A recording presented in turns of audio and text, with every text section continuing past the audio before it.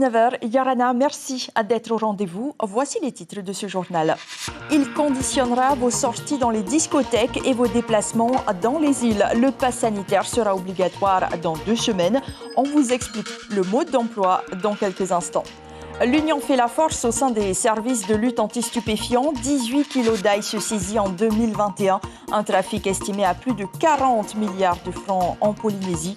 Mais le chemin à parcourir pour endiguer ce fléau est encore long. Il reste une porte ouverte vers l'insertion pour les malades touchés par un handicap mental. Pourtant, le centre Rimahere tourne à budget restreint à l'image de la taille de sa structure. Il est à la recherche de parrainage et de soutien de poids. Louis Alliot vient sonder les électeurs polynésiens à 5 mois de l'élection présidentielle. Quels sont ses arguments pour convaincre? Réponse dans ce journal. Le vice-président du Front National est l'invité ce soir. Des entreprises polynésiennes ont placé le développement durable au cœur de leurs actions. Réduction des déchets, de la consommation d'électricité ou de l'eau. Le défi a été relevé avec brio pour 7 d'entre elles. Immersion dans 2 sociétés dans cette édition. J-14 avant l'entrée en vigueur du pass sanitaire. Comme ailleurs, le QR code ou le format papier suffira pour justifier son état sanitaire. Oubliez les vacances dans les îles ou les soirées en boîte de nuit si vous en êtes dépourvu. Les détails avec Juliane Favnek et Jérôme Lee. 3 preuves sanitaires au choix. C'est ce qu'il vous faudra pour obtenir le fameux sésame. Un certificat de schéma vaccinal complet, un test PCR négatif ou encore un test dit positif, soit un certificat de rétablissement. Mais où se procurer ces tests? Vous vous rendez dans un des lieux, pharmacie ou laboratoire d'analyse médicale, vous réalisez le test à vos frais et vous obtenez, pour le cas d'un test antigénique, donc un test immédiat dans la foulée, ce certificat de test sera valide en fonction, si c'est un négatif, pendant 72 heures. Vous aurez un laissez-passer, on va dire, de 72 heures pour accéder aux activités soumises au pass. Et si c'est un test qui est positif, après votre isolement pour éviter de contaminer la population, vous aurez un pass valide du 11e jour au 6e mois. Numérique, papier ou photo, tous les formats de présentation sont possibles. Quelles données comporteront ces QR codes qui seront contrôlés par les établissements? Aujourd'hui, le QR code contient de nombreuses données. Par contre, les seules données qui sont disponibles pour les personnes qui vont contrôler, notamment dans les activités locales, c'est uniquement nom, prénom, date de naissance et vert ou rouge. Vous allez bien? Oui. Le pass sanitaire, là, s'il vous plaît. Les Polynésiens devront donc suivre l'exemple de la métropole et de l'Europe. Mais aujourd'hui, les avis sont mitigés. Je suis vacciné, mais après, c'est un peu quand même une réduction des libertés individuelles, quoi, hein. Après, pas le choix s'il faut lutter contre ce virus, si c'est le seul moyen. C'est pour éviter une nouvelle vague et surtout au niveau économique, parce que ça a eu beaucoup de conséquences au niveau économique. Et comme ça, au moins, les gens pourront peut-être retrouver du travail et la vie reprendra son cours. C'est bien pour ceux qui voyagent, ou pour ceux qui ont envie de sortir. Voilà, mais sinon, j'en pense pas grand-chose. Le pass sanitaire entre en vigueur dès lundi pour les personnes qui souhaitent se rendre dans les îles autres que Tahiti et Moorea. Les dispositions ont déjà été prises. On a déjà démarré parce que quand les frontières ont été ouvertes, beaucoup d'étrangers, notamment des métropolitains, ils avaient déjà le QR code, donc c'était facile. C'est plus facile dans l'organisation. Dès le 1er décembre, le pass sanitaire sera obligatoire pour les discothèques, les événements culturels ou sportifs, mais aussi pour rendre visite à de la famille dans les structures médicales. Mais sachez que si vous accompagnez une personne aux urgences ou en Evasan, le pass sanitaire ne sera pas obligatoire. Elle est une véritable épidémie difficile à combattre. La méthamphétamine s'invite dans de plus en plus de foyers polynésiens. Et ce sont ces chiffres qui le prouvent. Près de 18 kilos saisis en 2021 contre 3 l'an dernier. Une petite victoire pour les enquêteurs de l'OFAST et de la CROSS. Comprenez la cellule de renseignement opérationnel sur les stupéfiants. Les moyens mis en œuvre sont efficaces. Les explications de Nicolas Suire et Jacques Damour. L'AS est de plus en plus présent en Polynésie. En tout cas, les saisies sont de plus en plus nombreuses et importantes. L'État a mis en place l'an passé l'OFAST, traduisez l'Office anti-stupéfiant, ainsi que la CROSS, la cellule de renseignement opérationnel sur les stupéfiants. 2 services dont les membres travaillent ensemble, bien que venant de la gendarmerie, de la police, des douanes, du parquet et même de la marine nationale. Et ce, pour plus d'efficacité dans la lutte contre les drogues et notamment l'ICE. En 2020, plus de 3 kilos d'ICE ont été saisis. Cette année, c'est près de 18 kilos. Une belle victoire remportée par les forces de l'ordre qui savent ne pas pouvoir se reposer sur leur laurier. Il ne s'agit pas de crier victoire contre le trafic d'ICE, parce que ça va continuer, ça va durer. Les trafiquants adaptent leur organisation, même s'ils ont reçu des coups importants. On parlait des saisies, que ce soit de la drogue, de biens, ou même, bien sûr, l'emprisonnement. Il ne faut pas oublier qu'il y a à peu près un tiers des personnes qui sont dans nos centres de détention qui y sont pour trafic de drogue. Les pouvoirs publics ne minimisent pas pour autant le trafic de Pacalolo. Plus de 33 000 pieds ont été brûlés en 2020. Un trafic qui alimente souvent celui de l'ICE. Chacun d'entre eux doit être combattu. Les forces de l'ordre, les services enquêteurs, le procureur, le tribunal correctionnel font, comme on dit, tomber un réseau. Et un autre, effectivement, naît aussitôt. Parce que effectivement les profils des trafiquants sont ainsi faits, si je puis dire, et que les profits sont colossaux. Mais encore une fois, ça ne doit pas décourager les services de police et puis la justice de façon générale. L'an passé, les forces de l'ordre ont également saisi plus de 200 millions de francs de patrimoine chez les trafiquants d'ICE. Elles savent que la lutte est loin d'être terminée. Certains estiment la valeur du trafic à plus de 40 milliards de francs au total. Un chiffre difficile à confirmer, mais qui en dit long sur le combat à mener. Et selon les estimations, 10 000 personnes consommeraient de l'ICE en Polynésie. C'est la bonne nouvelle de la semaine. L'extension du village Rimahiri va permettre d'accueillir 16 pensionnaires de plus. Oui, mais voilà, la demande est telle et la détresse de certains malades atteints de troubles mentaux est si grande que ce n'est qu'une petite goutte d'eau dans l'océan. Le reportage de Brigitte Olivier et Hubert Liao. Voici le centre Rimahiri, côté jardin, en plein aménagement pour que les pensionnaires puissent vendre leurs plantes. Je fais de l'agriculture pour, on appelle ça, pour planter et puis pour vendre. Et puis Rimahiri, côté court, 16 chambres supplémentaires qui seront livrées dans un an et viendront s'ajouter aux 24 disponibles. Et c'est dérisoire car la population polynésienne en souffrance mentale est estimée à 10 000 personnes. Pas toutes n'ont besoin d'un hébergement à plein temps, mais beaucoup quand même, car il n'est pas facile de gérer certains handicaps à la maison. Il y a des situations complexes où il y a des familles malheureusement qui ont des difficultés à s'occuper des gens, qui ont eux-mêmes des difficultés. Donc parfois, malheureusement, il y a des maltraitances qui sont faites à l'égard de ces personnes. Rimahiri, pour les 72 adultes qui le fréquentent, c'est un havre de paix, un lieu où leur handicap, parfois lourd, est accepté et géré par une dizaine d'accompagnants bienveillants. C'est beaucoup de partage, sans recevoir en retour. Et avec le peu qu'on a, le peu de moyens, c'est donné à chacun d'entre eux beaucoup de joie, beaucoup de bonheur et surtout beaucoup d'amour. Tu es heureux? Oui, à ma nouvelle famille. On mange bien, on mange bien ici. Tu peux être violent? Oui, j'ai été en prison aussi. Ça va mieux aujourd'hui? Oui, ça va mieux. Tu es plus calme? Je prends bien mes traitements, mes injections, tout. Marc-Antoine a de la chance, il s'envole samedi pour les sports d'hiver en France et ils sont 4 dans son cas. Une opération exceptionnelle, hors budget, qui lui se monte à 55 millions annuels quand il en faudrait 120. Mais leur cause n'intéresse pas grand monde, ils ne sont pas faciles à placer. On travaille avec eux l'insertion sociale, avoir un rôle dans la société et aussi l'insertion professionnelle. Mais voilà, pour ceux pour qui c'est possible, c'est pas possible pour tous les usagers qui sont au centre d'accueil de jour.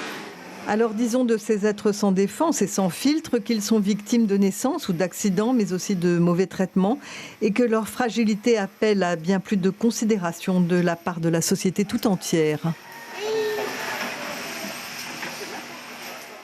Pour rappel, les travaux d'extension du centre Rimahire sont supportés entièrement par le pays à hauteur de 51 millions de francs pacifiques.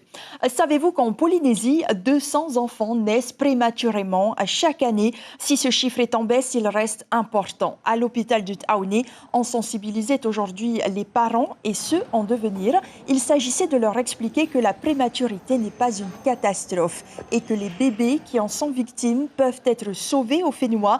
Le CHT de Taoné possède en effet un matériel à la pointe de la technologie. C'est ce que nous explique la chef du service réanimation néonatale, Françoise Paulotsky, au micro de Teupo Fatkoua Ave et Hiti Manaki. On a absolument tout le matériel qu'on peut avoir en métropole, on a des médecins formés et effectivement on peut offrir aux enfants polynésiens une prise en charge identique à celle qui peut être prise en charge dans d'autres pays. Nos seuls soucis, c'est que parfois les enfants naissent dans les îles et à ce moment-là, il faut aller les chercher. C'est véritablement pas la chose la plus favorable à un bébé prématuré. Le mieux est véritablement de naître ce que nous appelons intramuros. Intramuros, ça veut dire naître dans une unité où il y a une réanimation de niveau 3, ce que nous avons ici. On parle politique à présent. Le vice-président du Rassemblement national, Louis Alliot, est au Fénois pour préparer l'élection présidentielle de 2022. La campagne est donc lancée. Une première réunion publique a eu lieu hier soir à Punaouia. Près de 100 personnes y ont assisté. Pour l'heure, pas de soutien officiel de parti. Le Front National qui espère réaliser le même score qu'en 2017 ou plus. Près de 42% des Polynésiens avaient voté pour Marine Le Pen. Louis Alliot, Yorana. Yorana, merci d'être sur la première. Nous allons d'abord parler de la vaccination obligatoire. Elle fait débat ici aussi. Vous y êtes opposé. Dites-nous, est-ce que vous avez la recette pour convaincre les plus réticents? Non, je pense que c'est un problème de choix individuel. Vous voyez, moi je suis moi-même vacciné et je pense que pour les personnes à risque, celles qui ont des comorbidités, il est évident que inciter à les faire vacciner, c'est mieux que tout le reste. Maintenant, je pense qu'on est aussi des gens responsables et que l'on doit agir en adulte. Et je pense que les citoyens que nous sommes doivent pouvoir aussi avoir cette liberté de choix. Donc c'est plus sur la liberté que nous nous battons, nous, plutôt que sur la contrainte. Et c'est bien le problème qu'il y a aujourd'hui entre cette obligation vaccinale déguisée par le pass sanitaire. Parce que le pass sanitaire, en fait, c'est l'obligation vaccinale, qu'on le veuille ou non. Et ça pose un problème de fond sur les libertés individuelles. Mais on n'est pas obligé aussi d'être vacciné. Il suffit de prouver que nous avons été contaminés par le Covid pour avoir le pass sanitaire. Ça, oui, et tous les tests qui vont avec. Donc je pense qu'il y a ça. Il y a aussi des traitements. Je pense qu'il ne faut pas abandonner la piste des traitements. Il faut tout faire pour soigner évidemment les malades, mais surtout s'occuper des gens qui ont des risques. Cela en priorité. Les autres, ma foi, eh bien, écoutez, chacun est libre aussi de ses choix. C'est ce qui a été fait en Polynésie. Le Covid qui a aussi lourdement impacté l'économie. Vous dites que le pass sanitaire nuit à l'économie. Comment l'économie pourrait-elle être plus en forme sans contrôle?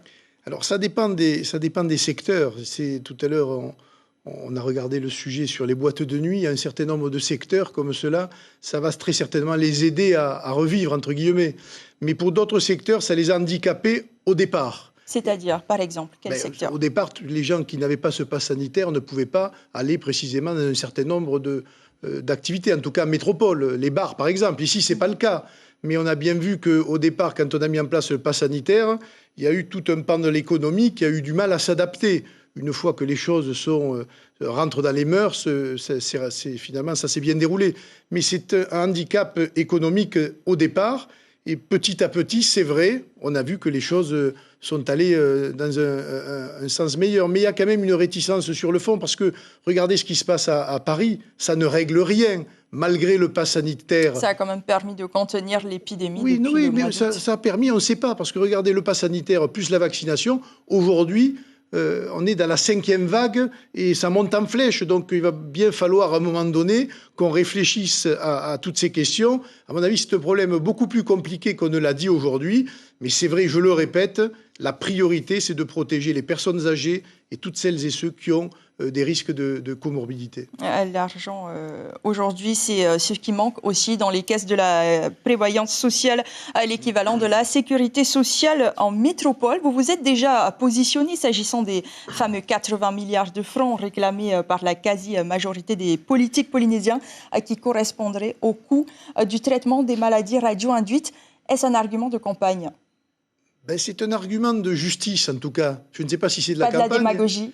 Mais ce n'est pas de la démagogie. À partir du moment où on reconnaît, puisque ça a été reconnu maintenant, y compris par le président de la République, qu'il y a eu les conséquences des essais nucléaires sur la santé d'un certain nombre de Polynésiens, il faut maintenant mettre en application le plan qui a été envisagé et ne pas attendre je ne sais quoi. Donc je pense que ça va être un enjeu pour les prochaines élections présidentielles, et notamment en Polynésie. Et j'espère que dans le débat présidentiel, même métropolitain au sens large, ça fera partie évidemment des enjeux. Surtout que la Polynésie, à l'avenir, elle va avoir un rôle majeur. Je pense que jamais la France aura eu autant besoin de la Polynésie et de la Nouvelle-Calédonie par ailleurs, mais inversement, jamais la Polynésie ne va avoir autant besoin de la France, parce que dans la géostratégie mondiale, l'affrontement entre les États-Unis et la Chine se passe précisément dans le Pacifique, et pour la Polynésie, la France est un bouclier, et j'espère qu'elle le restera. Alors, le statut de la Polynésie fait débat depuis 30 ans. Autonomie, indépendance, départementalisation, État associé, vous votez pour quoi ? Moi, je pense que le statut qui est celui actuel est déjà allé très loin dans l'autonomie, et que, à part quelques aménagements à faire très certainement pour qu'il s'améliore, je pense que la Polynésie doit rester dans la France, et que la France a tout intérêt à donner les moyens du développement économique de la Polynésie pour l'avenir, parce qu'en matière de préservation de l'environnement, d'abord, quand on voit les surpêches qui peuvent exister, etc., mais en matière aussi de positionnement stratégique dans le monde actuel, eh bien, je pense que chacun a le devoir aujourd'hui de se rapprocher l'un de l'autre, et la France a intérêt maintenant à mettre des moyens supplémentaires pour protéger la Polynésie française et permettre son développement économique. Ça me paraît une évidence. Cela a été évoqué d'ailleurs lors de la dernière visite présidentielle. Très rapidement, Gaston Floss vous a soutenu lors de la dernière présidentielle. Il accuse l'État d'user d'un rapport de force pour déstabiliser l'économie de la Polynésie. C'est toujours votre allié aujourd'hui ? On ne peut pas dire que ce soit un allié, mais c'est quelqu'un avec qui on doit discuter. C'est quelqu'un d'important, une personnalité, et il n'y a pas de raison qu'on ne discute pas avec lui. Pour l'instant, ce n'est pas le cas, mais si demain nous devions avancer ensemble sur le devenir de la Polynésie et sur l'avenir de la France, ce serait avec plaisir qu'on discuterait avec M. Floss. Merci beaucoup, Merci. Louis Alliot, d'avoir été notre invité ce soir. Elles se sont battues pour décrocher le label d'or Challenge Fénois Durable. Elles, ce sont 7 entreprises du pays. Pour obtenir le fameux sésame, il leur a fallu modifier en profondeur leur façon de travailler pour réduire leur consommation en énergie, leur production de déchets et donc leur impact sur l'environnement en général. Traduction en images avec Ar-Ihwetif Afana Hiro Terorutua. Ce geste n'a l'air de rien, mais il a changé le quotidien d'André. La technologie au profit de la santé des employés, c'est l'investissement de cette entreprise en matière de développement sociétal. Ici, des tonnes de produits alimentaires et non alimentaires sont manipulés tout au long de la journée. Ça facilite le travail. Voilà, on n'a plus mal au dos. C'est ça. Non, c'est bien, c'est bien. Ce qui est important, c'est de regarder aujourd'hui comment le collaborateur travaille, et puis de bien prendre en compte les différents retours qu'il peut formuler, et de trouver aujourd'hui des solutions qui permettent de répondre à son besoin. On voit sur la partie donc, fort volume que nos collaborateurs, c'était des préparations sur lesquelles ils n'avaient pas spécialement envie d'aller au quotidien. À partir du moment où ils ont la technologie mise à disposition, ils vont y aller sans problème. La société dispose de 4 bennes à déchets, recyclables, inertes, putrescibles et alimentaires. Tout est trié. Des projets sont en cours pour 2022. Par exemple, réduire de 40% l'emballage plastique. Il y a deux grands projets au niveau des déchets qu'on souhaite mettre en place prochainement. Donc c'est réduire la consommation de plastique en utilisant des conditionnements réutilisables, et de pouvoir travailler sur la partie alimentaire, soit avec la lutte anti-gaspillage, soit aussi en permettant de revaloriser les déchets pour que ça puisse partir sur du compost. Du compost pour valoriser son potager, pourquoi pas?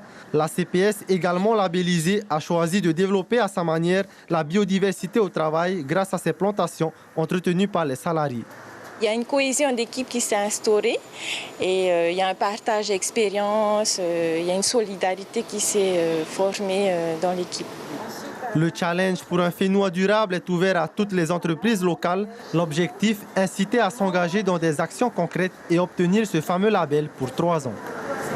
Il y a un dossier qui est déposé pour l'inscription et ensuite un conseiller de la CCISM vient en entreprise pour faire un bilan avec la structure sur les actions qui peuvent être menées, les actions déjà menées et on monte un plan d'action ensemble, on les accompagne pour relever ces challenges sur 6 mois.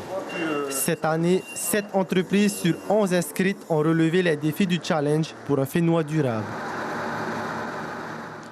Un jeu de tête et jambes pour expliquer aux enfants leurs droits et leurs devoirs en amont de la journée mondiale. C'était aujourd'hui au stade Willy Bombridge. La ville de Papeete et l'association Agir pour l'insertion ont organisé une rencontre interquartier grâce au projet éducatif local.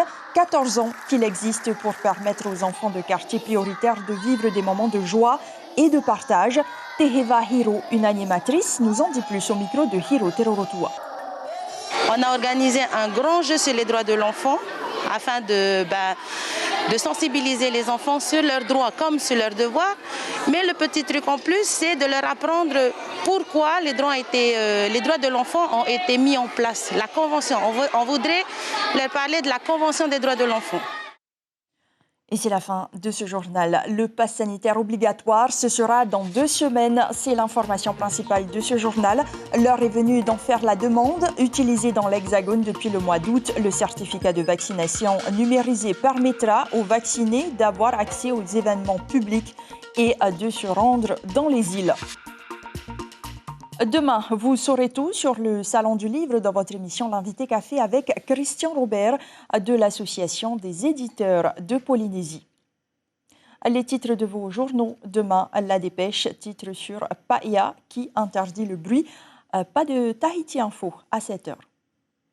Comme chaque mercredi soir, place au documentaire sur la première, cap sur Moorea avec Bleu Océan pour visiter l'écomusée d'Opunhau. Sapouso Fénois vous propose de découvrir les secrets du rhum polynésien. Et enfin, Patitifa vous raconte l'histoire des danseurs de Oritaiti du monde entier. Merci de rester fidèle à votre chaîne publique. Très bonne nuit, portez-vous bien et à demain.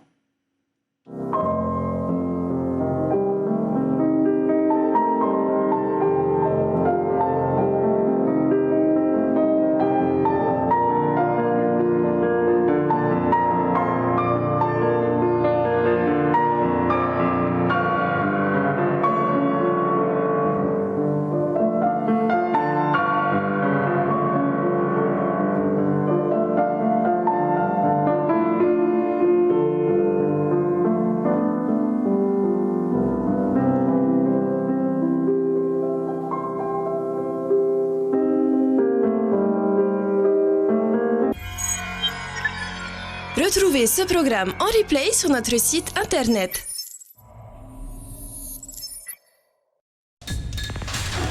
L'information en continu sur Polynésie la première, internet et réseaux sociaux.